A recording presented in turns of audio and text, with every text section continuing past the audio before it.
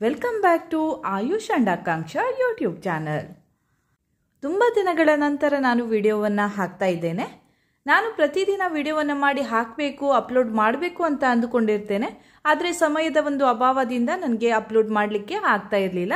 ಇಲ್ಲಿ ತುಂಬಾ ಮಳೆ ಇತ್ತು, ಹಾಗೆ ಮಕ್ಕಳಿಗೆ ಎಕ್ಸಾಮ್ ಕೂಡ ಇತ್ತು. ಹಾಗಾಗಿ ನನಗೆ ವಿಡಿಯೋವನ್ನು ಅಪ್ಲೋಡ್ ಮಾಡಲಿಕ್ಕೆ ಆಗಿರಲಿಲ್ಲ. ಒಂದು ವಾರಗಳಿಂದ ನನ್ನ ಮಲ್ಲಿಗೆ ಗಿಡಗಳ ವಿಡಿಯೋಸ್ಗಳನ್ನು ತೆಗಿತಾ ಇದ್ದೇನೆ. ಅದೆಲ್ಲವನ್ನು ಕೂಡ ನಾನು ಈ ವಿಡಿಯೋದಲ್ಲಿ ನಿಮ್ಮ ಜೊತೆ ಶೇರ್ ಮಾಡ್ಕೊಳ್ತೇನೆ. ಕಳೆದ ವಾರದ ಮಲ್ಲಿಗೆಯ ದರಕ್ಕೆ ಕಂಪೇರ್ ಮಾಡಿದ್ರೆ ಈ ವಾರ ಮಲ್ಲಿಗೆಯ ದರ ತುಂಬಾ ಕಡಿಮೆ ಅಂತ ಹೇಳಬಹುದು. ಕಳೆದ ವಾರದಲ್ಲಿ ಮಲ್ಲಿಗೆಯ ದರ 1000 ಮೇಲೆ ಇತ್ತು. ನಂತರ ಅದು ಕಡಿಮೆ ಆಗ್ತಾ ಬಂತು. ಈಗ 400, 500 ಈ ರೇಂಜ್ ಅಲ್ಲಿ ಇದೆ. ಹಾಗೆಯೇ ನಿನ್ನೆ 280ಕ್ಕೂ ಕೂಡ ಬಂದಿತ್ತು. ಹೀಗೆ ಮಲ್ಲಿಗೆಯ ದರ ಹೆಚ್ಚು ಕಡಿಮೆ ಆಗ್ತಾ ಇರ್ತದೆ. ನನಗೆ ಕಮೆಂಟ್ನಲ್ಲಿ ಕೆಲವೊಂದು ಪ್ರಶ್ನೆಗಳು ಬಂದಿದೆ. ಆ ಪ್ರಶ್ನೆಗಳಿಗೆ ನಾನು ಮುಂದಿನ ವಿಡಿಯೋದಲ್ಲಿ ಆನ್ಸರ್ ಅನ್ನ ಮಾಡ್ತೇನೆ. ವಿಡಿಯೋವನ್ನ ಹಾಕದೆ ತುಂಬಾ ದಿನ ಆಯ್ತು ಅಂತ ನಾನು ಈ ವಿಡಿಯೋವನ್ನ ಹಾಕ್ತಾ ಇದ್ದೇನೆ. ಈ ವಿಡಿಯೋದಲ್ಲಿ ನನ್ನ ಮಲ್ಲಿಗೆ ಗಿಡಗಳನ್ನ ತೋರಿಸ್ತಾ ಇದ್ದೇನೆ. ಈಗ ನನ್ನ ಗಿಡದಲ್ಲಿ ಎಷ್ಟು ಹೂವು ಆಗ್ತಾ ಇದೆ ಅಂತಾನೂ ಕೂಡ ನೀವು ನೋಡಬಹುದು. ನನಗೆ 2 ಚೆಂಡಿನ ತನಕ ಹೂ ಸಿಗ್ತಾ ಇದೆ. ಕಳೆದ ವರ್ಷ ನನ್ನ ಗಿಡಗಳಲ್ಲಿ 1 ಲೈನ್ 2 ಲೈನ್ ಇದೇ ರೀತಿಯಾಗಿ ಹೂ ಸಿಗ್ತಾ ಇತ್ತು. ಹೆಚ್ಚಿಗೆ ಹೂ ಸಿಗ್ತಾ ಇರಲಿಲ್ಲ. ಯಾಕಂದ್ರೆ ನಾನು ನನ್ನ ಗಿಡಗಳನ್ನ ಒಳಗಡೆ ಇಟ್ಟಿದ್ದೆ. ಅಲ್ಲಿ ನೀರು ಬೀಳ್ತಾ ಇರಲಿಲ್ಲ, ಹಾಗೆ ಬಿಸಿಲು ಕೂಡ ಬೀಳ್ತಾ ಇರಲಿಲ್ಲ. ಹಾಗಾಗಿ ನನ್ನ ಗಿಡಗಳಲ್ಲಿ ಹೂವೇ ಆಗ್ತಾ ಇರಲಿಲ್ಲ. ಈ ಬಾರಿ ನಾನು ನನ್ನ ಗಿಡಗಳನ್ನ ಈ ರೀತಿಯಾಗಿ ಹೊರಗಡೆ ಇಟ್ಟಿದ್ದೇನೆ. ಹಾಗೆಯೇ ಅದರ ಬುಡದಲ್ಲಿ ನೀರು ನಿಲ್ಬಾರ್ದು ಅಂತ ಪ್ಲಾಸ್ಟಿಕ್ ಕವರ್ಗಳನ್ನ ಹಾಕಿದ್ದೇನೆ. ನನ್ನ ಪ್ರತಿಯೊಂದು ಗಿಡದಲ್ಲೂ ಕೂಡ ಹೂವು ಆಗ್ತಾ ಇದೆ. ಬೇಸಿಗೆಯಲ್ಲಿ ಸಿಗುವಷ್ಟು ಹೂವು ಆಗ್ತಾ ಇಲ್ಲ. ಕೇವಲ 2 ಚೆಂಡಿನಷ್ಟು ಹೂವು ಆಗ್ತಾ ಇದೆ. ಬೇಸಿಗೆಯಲ್ಲಿ 1 ಅಟ್ಟೆ 1.5 ಅಟ್ಟೆ ಈ ರೀತಿಯಾಗಿ ನನಗೆ ಹೂ ಸಿಗ್ತಾ ಇತ್ತು. ಆದ್ರೆ ಈಗ ಅಷ್ಟೊಂದು ಹೂ ಸಿಗ್ತಾ ಇಲ್ಲ. ನನ್ನ ಮಲ್ಲಿಗೆ ಗಿಡಗಳ ನಡುವೆ ಒಂದು ತುಳಸಿ ಗಿಡ ಆಗಿದೆ. ಅದು ಚೆನ್ನಾಗಿ ಬಂದಿದೆ ನೋಡಿ. ನಾನು ಇದನ್ನ ತೆಗಿಲಿಲ್ಲ, ಯಾಕಂದ್ರೆ ಅದರ ಗಾಳಿ ನಮ್ಮ ಆರೋಗ್ಯಕ್ಕೆ ತುಂಬಾನೇ ಒಳ್ಳೆಯದು. ಹಾಗಾಗಿ ನಾನು ಅದನ್ನ ಹಾಗೆ ಇಟ್ಟಿದ್ದೇನೆ. ನಾನು 1 ತಿಂಗಳಿಂದ ನನ್ನ ಗಿಡಗಳಿಗೆ ಯಾವುದೇ ರೀತಿಯ ಗೊಬ್ಬರಗಳನ್ನ ಹಾಕಿಲ್ಲ. ಹಾಗೆ ಒಮ್ಮೆ ಹುಳಗಳಿಗಾಗಿ ಸ್ಪ್ರೇಯನ್ನ ಮಾಡಿದ್ದೇನೆ. ಇನ್ನು 1 ವಾರದಲ್ಲಿ ಗಿಡದಲ್ಲಿ ಇರುವಂತಹ ಹೂಗಳೆಲ್ಲ ಮುಗಿಯುತ್ತದೆ. ಹಾಗಾಗಿ ನಾನು 2-3 ದಿನಗಳಲ್ಲಿ ಗಿಡದ ಬುಡಕ್ಕೆ ಫರ್ಟಿಲೈಸರ್ ಶಾಪ್ನಲ್ಲಿ ಸಿಗುವಂತಹ ಯಾವುದಾದ್ರೂ ಗೊಬ್ಬರವನ್ನು ಹಾಕಬೇಕಾಗ್ತದೆ. ಕಳೆದ ವಿಡಿಯೋದಲ್ಲಿ ನನಗೆ ತುಂಬ ಕಮೆಂಟ್ಸ್ಗಳು ಬಂದಿತ್ತು, ನೀವು ಯಾವ ಗೊಬ್ಬರವನ್ನು ಹಾಕ್ತೀರಾ ಅಂತ ಕೇಳಿದ್ರು. ಹಾಗಾಗಿ ನಾನು ಮುಂದಿನ ವಿಡಿಯೋದಲ್ಲಿ ನಿಮಗೆ ತೋರಿಸ್ತೇನೆ ಯಾವ ಗೊಬ್ಬರವನ್ನು ಹಾಕ್ತಾ ಇದ್ದೇನೆ ಅಂತ. ನಾನು ಕಳೆದ ಒಂದು ವಿಡಿಯೋದಲ್ಲಿ ತೋರಿಸಿದ್ದೆ ಯಾವ ಗೊಬ್ಬರವನ್ನು ಹಾಕ್ತಾ ಇದ್ದೇನೆ ಅಂತ. ನೀವು ಅದನ್ನು ನೋಡಿದ್ರೂ ಕೂಡ ಗೊತ್ತಾಗ್ತದೆ. ಹಾಗೆಯೇ ಮುಂದಿನ ವಿಡಿಯೋದಲ್ಲೂ ಕೂಡ ನಾನು ಯಾವ ಗೊಬ್ಬರವನ್ನು ಹಾಕ್ತಾ ಇದ್ದೇನೆ ಅಂತ ನಿಮಗೆ ತೋರಿಸಲು ಪ್ರಯತ್ನಿಸುತ್ತೇನೆ.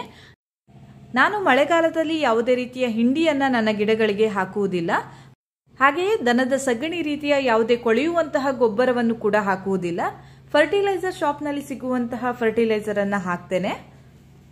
ಇಲ್ಲಿ ಮೋಡ ಹಾಗೂ ಮಳೆ ಇರುವುದರಿಂದ ಸ್ವಲ್ಪ ಕತ್ತಲೆಯಾಗಿದೆ. ಹಾಗಾಗಿ ವಿಡಿಯೋ ಸರಿಯಾಗಿ ಬರ್ತಾ ಇಲ್ಲ. ಗಿಡಗಳಲ್ಲಿ ತುಂಬಾನೇ ಮೊಗ್ಗುಗಳು ಇವೆ, ಆದ್ರೆ ಇಲ್ಲಿ ಕಾಣಿಸ್ತಾ ಇದೆಯೋ ಇಲ್ವೋ ಅಂತ ಗೊತ್ತಾಗುವುದಿಲ್ಲ. ವಿಡಿಯೋ ಅಷ್ಟು ಕ್ಲಿಯರ್ ಆಗಿ ಬರ್ತಾ ಇಲ್ಲ. ಚಿಕ್ಕ ಚಿಕ್ಕ ಗಿಡದಲ್ಲೂ ಕೂಡ ಹೂಗಳು ಚೆನ್ನಾಗಿ ಬರ್ತಾ ಇದೆ. ಇಲ್ಲಿ ನೀವು ನೋಡ್ತಾ ಇರಬಹುದು. ಈ ಗಿಡವನ್ನು ನಡುವಾಗ 1 ಕಡ್ಡಿಯಷ್ಟು ಮಾತ್ರ ಗಿಡ ಇತ್ತು. ನಿಮಗೆ ನಾನು ಅದನ್ನ ತೋರಿಸಿದ್ದೆ. ಈಗ ಎಷ್ಟು ಚೆನ್ನಾಗಿ ಬಂದಿದೆ ಅಂತ ನೋಡಬಹುದು. ಹಾಗೆ ಈ ಎಲ್ಲ ಗಿಡಗಳಲ್ಲೂ ಕೂಡ ಚೆನ್ನಾಗಿ ಹೂಗಳು ಬರ್ತಾ ಇದೆ. ಆದರೆ ಎಲೆಗಳೆಲ್ಲ ಸ್ವಲ್ಪ ವೀಕ್ ಆಗಿ ಕಾಣಿಸ್ತಾ ಇದೆ ಹಾಗೂ ಉದುರಿ ಹೋಗ್ತಾ ಇದೆ. ಮಳೆಗಾಲದಲ್ಲಿ ಇದೆಲ್ಲ ಸಾಮಾನ್ಯ ಅಂತ ಹೇಳಬಹುದು. ಇನ್ನು ಸೆಪ್ಟೆಂಬರ್ನಲ್ಲಿ ಗಿಡಗಳು ಚೆನ್ನಾಗಿ ಬರ್ತದೆ. ಸೆಪ್ಟೆಂಬರ್ ತನಕ ಗಿಡಗಳೆಲ್ಲ ಇದೇ ರೀತಿಯಾಗಿ ಸ್ವಲ್ಪ ಹಳದಿಯಾಗಿ ಹಾಗೆ ಎಲೆಗಳೆಲ್ಲ ಉದುರುತ್ತಾ ಇರ್ತದೆ. ಬೇಸಿಗೆಯಲ್ಲಿ ಗಿಡಗಳು ಹಸಿರಾಗಿ ಚೆನ್ನಾಗಿ ಕಾಣಿಸ್ತದೆ, ಆದರೆ ಮಳೆಗಾಲದಲ್ಲಿ ಅಷ್ಟೊಂದು ಚೆನ್ನಾಗಿ ಕಾಣಿಸುವುದಿಲ್ಲ. ಹಾಗೆ ಎಲ್ಲಾ ಕಡೆ ನೀರು ಹಾಗೆ ಉದುರಿದಂತಹ ಎಲೆಗಳು ಈ ರೀತಿಯಾಗಿ ಅಷ್ಟೊಂದು ನೀಟಾಗಿಯೂ ಕೂಡ ಕಾಣಿಸುವುದಿಲ್ಲ. ಇಲ್ಲಿ ನಿಮಗೆ ಗಿಡಗಳಲ್ಲಿ ಮೊಗ್ಗುಗಳು ಇರುವುದು ಕಾಣಿಸ್ತಾ ಇರಬಹುದು ಅಂತ ಅನ್ಕೊಳ್ತೇನೆ. ನಾನು ಆವಾಗಲೇ ಹೇಳಿದಂತೆ ವಿಡಿಯೋಸ್ಗಳು ಅಷ್ಟೊಂದು ಕ್ಲಿಯರ್ ಆಗಿ ಬರ್ತಾ ಇಲ್ಲ. ಮಳೆಗಾಲದಲ್ಲಿ ನನ್ನ ಗಿಡಗಳಲ್ಲಿ ಇಷ್ಟು ಹೂ ಆಗ್ತದೆ ಅಂತ ನಾನು ಅಂದುಕೊಂಡಿರಲಿಲ್ಲ. ಆದರೆ ಮಳೆಗಾಲದಲ್ಲಿ ಹೂವನ್ನು ತೆಗೆಯುವುದು ಸ್ವಲ್ಪ ಕಷ್ಟ ಅಂತ ಹೇಳಬಹುದು. ಯಾಕಂದ್ರೆ ಮೊಗ್ಗುಗಳೆಲ್ಲ ಸ್ವಲ್ಪ ಚಿಕ್ಕದಾಗಿರ್ತದೆ, ದೊಡ್ಡದಾಗಿ ಇರುವುದಿಲ್ಲ. ಇವತ್ತಿನ ಮೊಗ್ಗು ಯಾವುದು, ನಾಳೆಯ ಮೊಗ್ಗು ಯಾವುದು ಅಂತ ಗೊತ್ತಾಗುವುದಿಲ್ಲ. ಆದ್ರೆ ನನ್ನ ಗಿಡಗಳಲ್ಲಿ ತುಂಬಾ ಚಿಕ್ಕದಂತ ಆಗುವುದಿಲ್ಲ, ಮೀಡಿಯಂ ಸೈಜ್ ನಲ್ಲಿ ಹೂಗಳು ಸಿಗ್ತಾ ಇದೆ. ಮಳೆಗಾಲದಲ್ಲಿ ನನ್ನ ಗಿಡದಲ್ಲಿನ ಮೊಗ್ಗನ್ನ ತೋರಿಸ್ತೇನೆ ನೋಡಿ. ಈ ಸೈಜ್ ನಲ್ಲಿ ಈಗ ಸಿಗ್ತಾ ಇದೆ. ಬಿಸಿಲು ಬಂದಾಗ ಸ್ವಲ್ಪ ದೊಡ್ಡದಾಗಿ ಇರ್ತದೆ. ಬೇಸಿಗೆಯಲ್ಲಿ ಮೊಗ್ಗುಗಳು ಸ್ವಲ್ಪ ದೊಡ್ಡದಾಗಿರ್ತದೆ. ಆಗ ಹೂವನ್ನ ಕಟ್ಟುವುದು ಸ್ವಲ್ಪ ಸುಲಭ ಅಂತ ಹೇಳಬಹುದು. ಈಗ ಮೊಗ್ಗುಗಳು ಸ್ವಲ್ಪ ಚಿಕ್ಕದಾಗಿರುವುದರಿಂದ ಅದನ್ನ ಕಟ್ಟುವುದು ಸ್ವಲ್ಪ ಕಷ್ಟ ಅಂತ ಹೇಳಬಹುದು. ಸ್ವಲ್ಪ ಸ್ಲೋ ಆಗ್ತದೆ, ಫಾಸ್ಟ್ ಆಗಿ ಕಟ್ಟಲಿಕ್ಕೆ ಆಗುವುದಿಲ್ಲ. ಈ ಬಾರಿ ಸ್ಟಾರ್ಟಿಂಗ್ ಅಲ್ಲಿ ನನಗೆ 2 ಲೈನ್ನಷ್ಟು ಹೂ ಸಿಕ್ಕಿತ್ತು. ಆಗಲೇ ನನಗೆ ಖುಷಿಯಾಗಿತ್ತು, ಮಳೆಗಾಲದಲ್ಲಿ ಇಷ್ಟಾದ್ರೂ ಹೂ ಸಿಕ್ಕಿತಲ್ಲ ಅಂತ ಅನ್ಕೊಂಡೆ. ನಂತರ ನೋಡುವಾಗ ಇನ್ನೂ ಹೆಚ್ಚಿಗೆ ಹೂ ಆಗ್ತಾ ಬಂತು. ಈಗ 2 ಚೆಂಡಿನಷ್ಟು ಹೂ ಆಗ್ತಾ ಇದೆ. ಇಲ್ಲಿ ನೀವು ನೋಡ್ತಾ ಇರಬಹುದು 2 ಚೆಂಡಿಗೆ ಸ್ವಲ್ಪ ಕಡಿಮೆ ಇದೆ, ಒಂದು ಅರ್ಧ ಲೈನ್ನಷ್ಟು ಕಡಿಮೆ ಇದೆ. ನನಗೆ ತುಂಬಾ ಜನರ ಮೆಸೇಜ್ಗಳು ಬರ್ತಾ ಇದೆ, ಈಗ ನಿಮ್ಮ ಗಿಡಗಳು ಹೇಗಾಗಿವೆ, ಹಾಗೆ ಹೂಗಳು ಸಿಗ್ತಾ ಇದೆಯಾ, ಎಷ್ಟು ಹೂ ಸಿಗ್ತಾ ಇದೆ, ಈ ರೀತಿಯ ತುಂಬಾ ಕ್ವಶನ್ಗಳು ಕೂಡ ಕೇಳ್ತಾ ಇದ್ದಾರೆ. ಹಾಗಾಗಿ ನಾನು ಒಂದು ವಿಡಿಯೋ ಮಾಡಿ ತೋರಿಸೋಣ ಅಂತ ಈ ವಿಡಿಯೋವನ್ನ ಮಾಡಿದ್ದೇನೆ. ಕೆಲವು ವರ್ಷಗಳ ಹಿಂದೆ ಉಡುಪಿಯ ಶಂಕರಪುರ ಎನ್ನುವಲ್ಲಿ ಮಾತ್ರ ಈ ಮಲ್ಲಿಗೆ ಕೃಷಿಯನ್ನ ಮಾಡ್ತಾ ಇದ್ರು. ಬೇರೆ ಕಡೆ ಈ ಮಲ್ಲಿಗೆ ಆಗೋದಿಲ್ಲ ಅಂತನೂ ಕೂಡ ಹೇಳ್ತಾ ಇದ್ರು. ಅವರು ಮಲ್ಲಿಗೆ ಕೃಷಿ ಮಾಡುವಾಗ ಹೆಚ್ಚಿನ ಟೆನ್ಷನ್ ಅನ್ನ ತೆಗೆದುಕೊಳ್ತಾ ಇರಲಿಲ್ಲ. ವರ್ಷಕ್ಕೊಮ್ಮೆ ಬುಡವನ್ನ ಮಾಡಿ ಅದಕ್ಕೆ ಗೊಬ್ಬರವನ್ನ ಹಾಕ್ತಾ ಇದ್ರು. ಹಾಗೆಯೇ ಗಿಡಗಳಲ್ಲಿ ಹುಳಗಳು ಬಂದಾಗ ಬೂದಿಯನ್ನ ಸಿಂಪಡಿಸ್ತಾ ಇದ್ರು, ಹಾಗೆ ಬೇವಿನ ಎಣ್ಣೆಯನ್ನ ಹಾಕ್ತಾ ಇದ್ರು. ಅವರ ಗಿಡಗಳಲ್ಲಿ ಎಷ್ಟು ಹೂ ಆಗ್ತದೋ ಅದನ್ನ ಅವರು ಕಟ್ಟಿ ಮಾರುಕಟ್ಟೆಗೆ ನೀಡ್ತಾ ಇದ್ರು. ಹೂ ಕಡಿಮೆ ಆಗ್ತಾ ಇದೆ, ಹೂ ಆಗ್ತಾ ಇಲ್ಲ, ಈ ರೀತಿಯ ಯಾವುದೇ ಒಂದು ಟೆನ್ಷನ್ ಅನ್ನ ತೆಗೆದುಕೊಳ್ತಾ ಇರಲಿಲ್ಲ. ಆದರೆ ಈಗ ಹೆಚ್ಚಿನವರು ಈ ಮಲ್ಲಿಗೆ ಕೃಷಿಯನ್ನ ಮಾಡಲು ಮುಂದಾಗ್ತಾ ಇದ್ದಾರೆ. ಈ ಮಲ್ಲಿಗೆ ಕೃಷಿಯಲ್ಲಿ ಒಲವನ್ನ ತೋರಿಸ್ತಾ ಇದ್ದಾರೆ. ಮಂಗಳೂರು, ಉಡುಪಿ, ಕುಂದಾಪುರ, ಭಟ್ಕಳ ಮಾತ್ರವಲ್ಲದೆ ಬೇರೆ ಬೇರೆ ಊರುಗಳಲ್ಲೂ ಕೂಡ ಈ ಉಡುಪಿ ಮಲ್ಲಿಗೆ ಗಿಡವನ್ನ ಹಾಕಿ ಮಲ್ಲಿಗೆ ಕೃಷಿಯನ್ನ ಪ್ರಾರಂಭಿಸ್ತಾ ಇದ್ದಾರೆ. ನನಗೆ ಕೆಲವೊಂದು ಕಮೆಂಟ್ಗಳು ಬರ್ತಾ ಇದೆ, ನನಗೆ ಗಿಡಗಳು ಬೇಕು ಅಂತ. ಆದ್ರೆ ಸದ್ಯಕ್ಕೆ ನನ್ನ ಬಳಿ ಗಿಡಗಳು ಇಲ್ಲ. ಗಿಡಗಳು ರೆಡಿ ಆದಾಗ ನಾನು ವಿಡಿಯೋದಲ್ಲಿ ತೋರಿಸ್ತೇನೆ, ಆಗ ನೀವು ನನಗೆ ಕಾಂಟ್ಯಾಕ್ಟ್ ಮಾಡಬಹುದು. ಬೆಳಗಾವಿ, ಮುಂಬೈ, ಬೆಂಗಳೂರು, ಮಂಡ್ಯ ಈ ರೀತಿಯಾಗಿ ಬೇರೆ ಬೇರೆ ಊರುಗಳಿಗೆ ನಾನು ಗಿಡಗಳನ್ನು ಕಳಿಸಿದ್ದೇನೆ. ಆ ಊರುಗಳಲ್ಲೂ ಕೂಡ ಈ ಮಲ್ಲಿಗೆ ಗಿಡಗಳು ಚೆನ್ನಾಗಿ ಬೆಳೀತಾ ಇದೆ, ಅದರಲ್ಲಿ ಹೂಗಳು ಕೂಡ ಆಗ್ತಾ ಇದೆ. ನಾನು ಬೇರೆ ಊರುಗಳಿಗೆ ಕಳಿಸುವಾಗ ನಿಮ್ಮ ಊರಿನಲ್ಲಿ ಈ ಗಿಡಗಳು ಆಗ್ತದೋ ಇಲ್ವೋ ಗೊತ್ತಿಲ್ಲ, ಅದರಲ್ಲಿ ಹೂಗಳು ಆಗ್ತದೋ ಇಲ್ವೋ ಗೊತ್ತಿಲ್ಲ ಅಂತ ಹೇಳಿಯೇ ನಾನು ಅವರಿಗೆ ಕೊಟ್ಟಿದ್ದೇನೆ. ಅವರು ಅವರ ಒಂದು ಇಂಟ್ರೆಸ್ಟ್ ಇಂದಾನೆ ಈ ಗಿಡಗಳನ್ನ ಪರ್ಚೇಸ್ ಮಾಡಿದ್ದಾರೆ. ಏನಾದರೂ ಪರವಾಗಿಲ್ಲ, ನನಗೆ ಗಿಡಗಳು ಬೇಕು ಅಂತಾನೆ ಅವರು ಪರ್ಚೇಸ್ ಮಾಡಿದ್ದಾರೆ. ನಾನು ಬೇರೆ ಬೇರೆ ಊರುಗಳಿಗೆ ಕಳಿಸಿದ್ದೇನೆ. ಎಲ್ಲ ಊರುಗಳಲ್ಲೂ ಕೂಡ ಮಲ್ಲಿಗೆ ಹೂ ಆಗ್ತಾ ಇದೆ. ಎಲ್ಲರೂ ಕೂಡ ಗಿಡಗಳು ಹೇಗಾಗಿವೆ ಅಂತ ಫೋಟೋ ತೆಗೆದು ಕಳಿಸ್ತಾರೆ, ಹಾಗೆ ವಿಡಿಯೋ ಮಾಡಿ ಕಳಿಸ್ತಾರೆ. ಏನೇ ಡೌಟ್ ಇದ್ರೂ ಕೂಡ ನನ್ನ ಬಳಿ ಕೇಳ್ತಾರೆ. ಬೇರೆ ಊರಿನ ನರ್ಸರಿಗಳಲ್ಲಿ ಈ ಉಡುಪಿ ಮಲ್ಲಿಗೆ ಗಿಡಗಳು ಸಿಗುವುದಿಲ್ಲ.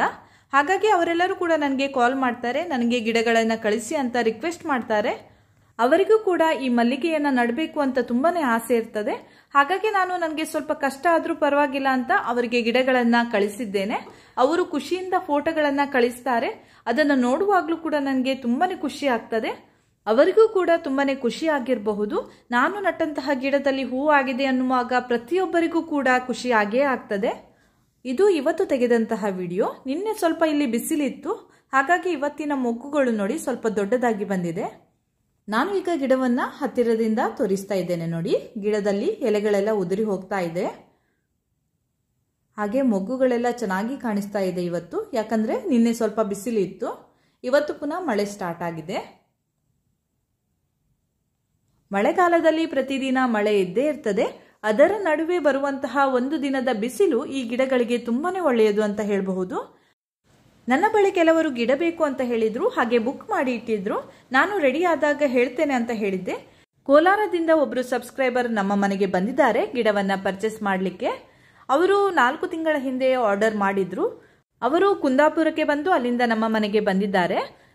ಅವರು ನನ್ನ ಗಾರ್ಡನ್ ಅನ್ನ ನೋಡ್ತಾ ಇದ್ದಾರೆ ನೋಡಿ. ಹಾಗೆ ನನ್ನ ಗಾರ್ಡನ್ ಚೆನ್ನಾಗಿದೆ ಅಂತ ಹೇಳಿದ್ರು. ನನ್ನ ಹೆಸರು ಅಶ್ವಿನಿ ಅಂತ, ನಾನು ಕುಂದಾಪುರದಿಂದ ಬಂದಿರೋದು. ಬೇಸಿಕಲಿ ಇರೋದು ಕೋಲಾರದಲ್ಲಿ. AYUSH and Akanksha YouTube channel subscriber ನಾನು. ಅವ್ರದ್ದು ಎಲ್ಲ ವೀಡಿಯೋಸ್ನ ನಾನು ನೋಡ್ತಾ ಇರ್ತೇನೆ. ಸೊ ಹಾಗೆ ಇಷ್ಟ ಆಗಿ ಬಂದಿರೋದು ಪರ್ಚೇಸ್ ಮಾಡಲಿಕ್ಕೆ.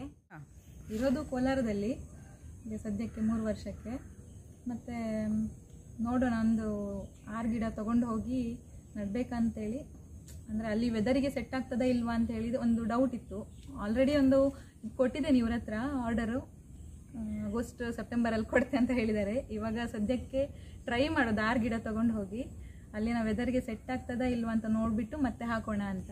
ಮಲ್ಲಿಗೆ ಕೃಷಿ ಮಾಡಬೇಕಂತ ಇಂಟ್ರೆಸ್ಟ್ ಇತ್ತು ರೀಸೆಂಟಾಗಿ ಅಷ್ಟೇ. ಅದಕ್ಕೋಸ್ಕರ ಯೂಟ್ಯೂಬಲ್ಲಿ ಸರ್ಚ್ ಮಾಡ್ತಾ ಇದ್ದೆ. ತುಂಬ ನೋಡಿದೆ ಯೂಟ್ಯೂಬಲ್ಲಿ ಮಲ್ಲಿಗೆ ಕೃಷಿ ಬಗ್ಗೆ ತುಂಬ ನೋಡಿದೆ. ಬಟ್ ನನಗೆ ಸ್ವಲ್ಪ ಕ್ಲಿಯರ್ ಕಟ್ಟಾಗಿ ಹೇಳಿರೋದು ಆಯುಷ್ ಆ್ಯಂಡ್ ಆಕಾಂಕ್ಷ ಚಾನೆಲ್ ಅವರು. ಮಲ್ಲಿಗೆ ಗಿಡವನ್ನ ನಡಬೇಕು, ಮಲ್ಲಿಗೆ ಕೃಷಿಯನ್ನ ಮಾಡಬೇಕು ಅನ್ನುವಂತಹ ಒಂದು ಇಂಟ್ರೆಸ್ಟ್ ಇಂದ ನೀವು ಕೋಲಾರದಿಂದ ಊರಿಗೆ ಬಂದು ಗಿಡವನ್ನ ಪರ್ಚೇಸ್ ಮಾಡಿದ್ದೀರಿ. ನಿಮಗೆ ಒಳ್ಳೆಯದಾಗಲಿ, ನಿಮ್ಮ ಗಿಡಗಳು ಚೆನ್ನಾಗಿ ಬೆಳೆಯಲಿ, ಹಾಗೆ ಅದರಲ್ಲಿ ಒಳ್ಳೆಯ ರೀತಿಯಲ್ಲಿ ಹೂವಾಗಲಿ ಅಂತ ನಾನು ಹಾರೈಸ್ತೇನೆ. ನೀವು ನನ್ನ ಯೂಟ್ಯೂಬ್ ಚಾನಲ್ ಚೆನ್ನಾಗಿ ಬರ್ತಾ ಇದೆ ಅಂತಲೂ ಕೂಡ ಹೇಳಿದ್ರಿ. ನನಗಂತೂ ತುಂಬಾ ಖುಷಿ ಆಯಿತು. ಹೀಗೆ ನನಗೆ ಸಪೋರ್ಟ್ ಮಾಡ್ತಾ ಇರಿ. ನೀವೆಲ್ಲರೂ ಕೂಡ ನನಗೆ ಸಪೋರ್ಟ್ ಮಾಡ್ತೀರಾ ಅಂತ ಅಂದ್ಕೊಳ್ತಾ ಇಂದಿನ ಈ ವಿಡಿಯೋವನ್ನು ಇಲ್ಲಿಗೆ ಮುಗಿಸ್ತಾ ಇದ್ದೇನೆ. ಮುಂದಿನ ವಿಡಿಯೋದೊಂದಿಗೆ ಮತ್ತೆ ಭೇಟಿ ಆಗ್ತೇನೆ. ನನ್ನ ಈ ವಿಡಿಯೋ ನಿಮಗೆ ಇಷ್ಟ ಆದರೆ ಲೈಕ್ ಮಾಡಿ, ಶೇರ್ ಮಾಡಿ, ಹಾಗೆ ಸಬ್ಸ್ಕ್ರೈಬ್ ಮಾಡೋದನ್ನು ಮರಿಬೇಡಿ.